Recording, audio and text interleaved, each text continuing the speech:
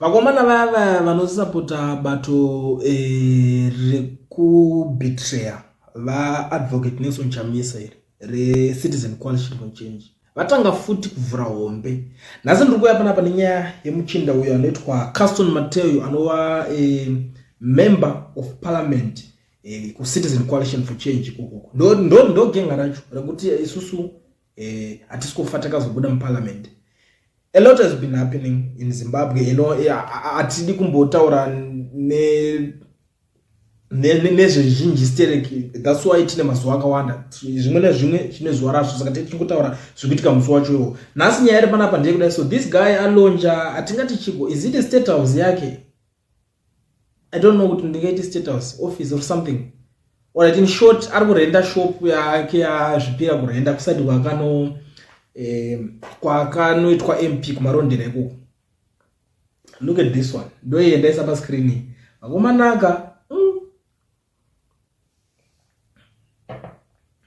ndiye abuditsa kwetozonditi wazviwanepi, because mimi mune problem anekuzoti wazviona kumunyebera.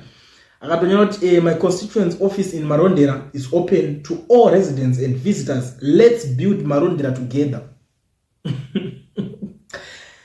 You know what? These guys, deep down in heart, they know they are doing absolutely nothing for the citizens of Zimbabwe. They know.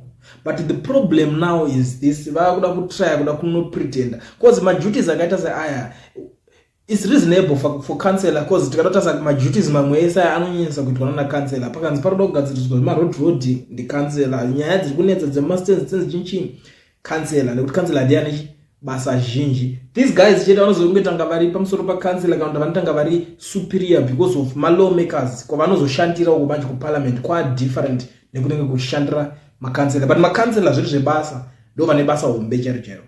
But this guy I don't know kuti ari kutraya kuda kuedza kuita sei. I don't know kuti type ye film ripi riri kuedza kugadzirwa panapa ere. Zvatombondishambisa uko, but ndatombota amene pamwe ndo German wadya yacho. Because deep down we know kune ma-issues akawanda ari kunetsa nyika.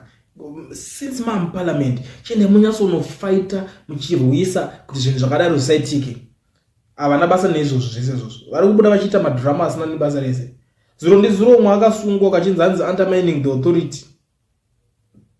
Iyo undermining the authority angabuda achitaura kuti anzi vamunaka kuhora nyika, ndo mashoko aitaura pakavideo that secret guy. Ndobva atobatwa. Auoni kana MP achitrial by all means kuti but zvazvipi zvakuitwa izvi. Hapana MP unoona achitaura, but kana vakuda kuuya kuzonokampena manje vanodzoka same people ivavo vaisungwa vachiitwa zvese vakanyarara vakadai. Kuti ndivhotere ndoda kudai so vanhu vanosvika pakusvika bozoona, for example iwo MP unongo chikampena nguva yese unongo chimhanya vanhu vachipinda mumastreets vachiimba ningadai vanenge vachiitira all those things for you. Handiti iwewo wacho vakuzozviita in daily life, because opposition izvazvika it's not about kuti uzongoti pono yauda kukampena wakuvhoterwa ndo pari kuitwa politics. It's not like that. Opposition haisiri zvainoita. Opposition ma-ideas evanhu vari kupopota vasiri kugutsikana nezvinhu zvinenge zvichiitwa nehurumende inenge iripo. Handiti and then imimi munozosvika moti kune vanhu ivavo tinokwanisa kunokumiririrai, tinokwanisa kutoita hurumende yenyu zvamunoda zvacho. Izvozvo zvesezvo tsve havasinei nazvo izvozvo. Tarisa kana type yemota dzavari kufamba nadzo vese. Ma-50,000 loan aya akapuhwa aya iko zvinhu zvari papundya ndigere. Vamwe vacho kutoita madumbu kudai so achataura mumwe mazita vese. But these guys ndo zvaangoti aite izvozvo. Pafamasi papo vari kuitwa business akati rekedza ndingoya ndingoisa office kangu kutora mumbe vanhu paZimbabwe mabalance chazvo. Iwo wakazoona kupi kwekuti MP anonzanisa kaoffice kake chiko chekuda kunyembedzera kupusa vanhu. Gara pasi na councillor wako muti taisa office yedu kunoko kana kuti ingava yeparty yechinchi poitwa ma-meetings or anything zvichiitwa ipapo pamunosangana. Kune maparty politics dzese kuva nema-offices anoitwa ekudistrict ekuchinchi. Izvo zvinoitwa ndava kunesa kaofisi kangu. These guys varikuzofila mumwoyo so varikutofila kuthreateninga kuti pari kupisa. They know. Saka vari pakati pekuziva kudaro at the end of the day varakuzongoti but tozodii mangwana, because nyaya iri kuzonetsa panapa ndeyekuti mangwana chii chimwe chichange chichiitika. Ndo nyaya chete hombe iri panapa. Kunzi mangwana tichazoita sei ndo nyaya iri panapa. nyasoisa zvake zimufananidzo rake ari ipapapo ngosvikawo ipapapo. I mean pamwe zvinoona kushandira vanhu kumarondera, it's not like kuti inini ndiri munhu wekuti ndinoda kumhanyira kungoonera nyaya dzese dziri papo, but ndine nyaya dzimwe dzandakanzonzwa kuzokuside ikoko zvinzi this guy is ameno zvakatongora. Saka ku-upstairs I don't know kuti mune muchinotaura naye nyaya dzechiko dzanenge achida instead kuti MP enonorwa kuparliament. Kana wadzoka iwo hauna nguva yekuti uswere uchitanga kuda kuswera uchitandara vanhu vachiuya kuofisi kwako state house iri kuda uya vanhu vari kuripotera ipolice station iri chii.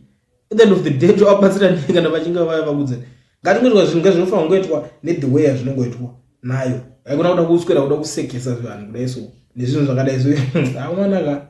Anyway ndangoti ndidarike nepanapo moziva kuti inini kana ndichinge ndatotanga kudai so handimire hapamirwe nenda kutotanga kutongobudisa chimwe chokwadi chiripo, just that ndikuri munhu wekuti ndikangoona zvinhu zvisiri right I can't pretend, ndinonyatsobudira vanhu vese pachena kuti akomana muri kuionawo sei nyaya iyi rape ndozo ndangoti ndingoitawo panapa. Amene pamwe it's a good idea to you guys. Tell me what you think in the comment section, but the most important thing wongosiya wa like this video uchindiudzawo mafungiro ako.